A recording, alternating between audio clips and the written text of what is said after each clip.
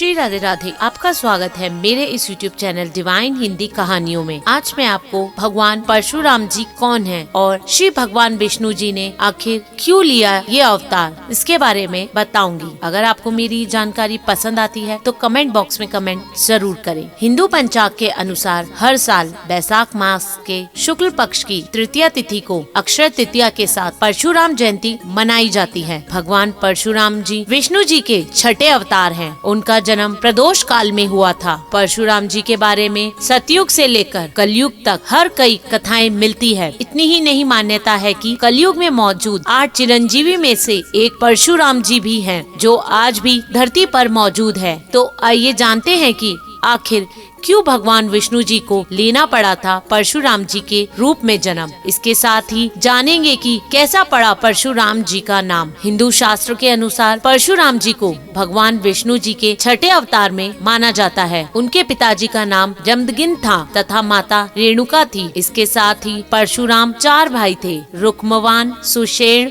वसु, विश्वासु के बाद वह थे। वह अत्यंत क्रोधित स्वभाव के थे। पौराणिक कथाओं के अनुसार एक बार माता रेणुका स्नान करने के लिए गई थी। जब वह स्नान करके लौट रही थी तो उन्होंने राजा चित्ररथ को जल विरह करते देखा। वह उनकी खूबसूरती को देखकर माता का मन विचलित हो गया। ऐसे में जब वह घर पहुंची तो उन्हें देखकर महर्षि जमदग्नि समझ गए कि क्या हुआ। उन्होंने अपने पुत्रों से कहा कि अपनी माँ का वध कर दो, लेकिन किसी ने भी ऐसा करने से मना कर दिया। ऐसे में क्रोधित होकर जमदग्नि ने अपने 4 पुत्रों को विचार शक्ति खत्म होने का श्राप दे दिया। ऐसे में परशुराम वहां पहुंचे तो महर्षि जमदग्नि ने उन्हें अपनी मां का वध करने को कहा। उन्होंने अपने पिता की आज्ञा मानकर अपनी माता का वध कर दिया। ऐसे में महर्षि जमदग्नि काफी प्रसन्न हुए और परशुराम जी से 3 वरदान मांगने को कहा। तब उनका पहला वरदान मां को जीवित करना, दूसरा भाइयों को सही करना और तीसरा वरदान मांगा कि वह कभी भी पराजय न हो और लंबी आयु प्राप्त हो। पौराणिक कथाओं के अनुसार परशुराम जी का पहले नाम राम था, लेकिन महादेव ने उन्हें शस्त्र विद्या दी थी। शस्त्र विद्या के बाद प्रसन्न होकर भगवान शिव ने उन्हें फरसा दिया। परशु मिलने के कारण उनका नाम परशुराम पड़ गया। इसके साथ शिव जी ने उन्हें श्रेष्ठ योद्धा का वरदान भी दिया था। कहा जाता है कि परशुराम जी का जन्म ऋषि मुनियों की रक्षा के लिए हुआ था। इसके साथ ही वह युद्ध कला में भी माहिर थे। उन्होंने भीष्म पिता, द्रोणाचार्य और कर्ण जैसे कई योद्धाओं को शिक्षा दी। मान्यताओं के अनुसार कलयुग में भगवान विष्णु के कल की अवतार में जन्म लेंगे। तब भी परशुराम जी उन्हें युद्ध की नीतियाँ सिखाएंगे। कहा जाता है कि परशुराम जी का जन्म ब्राह्मण कुल में हुआ, लेकिन उनका स्वभाव देखते हुए वह क्षत्रिय कुल में माने जाते हैं, पर अत्यधिक क्रोधित स्वभाव के माने जाते हैं। इसी क्रोध के कारण उन्हें भगवान गणेश जी का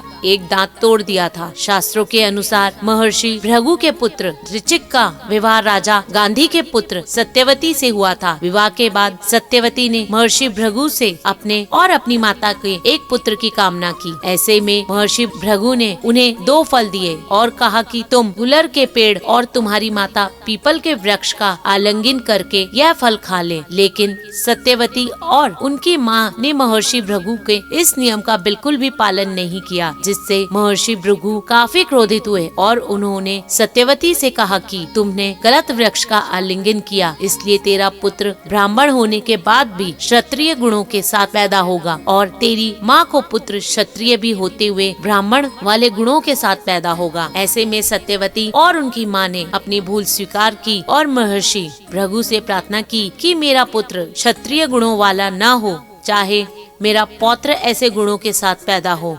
ऐसे में महर्षि भृगु ने उनकी बात को स्वीकार ली और कुछ समय बाद सत्यवती के गर्भ से जमदग्नि मुनि का जन्म हुआ, जिसके बाद जमदग्नि मुनि का विवाह रेणुका माता के साथ किया गया, जिससे परशुराम जी का जन्म हुआ। धन्यवाद। अगर आपको मेरा ये YouTube चैनल पसंद आता है तो मेरे इस चैनल को लाइक, सब्सक्राइब तथा शेयर करना ना भूले। श्री राधे राधे।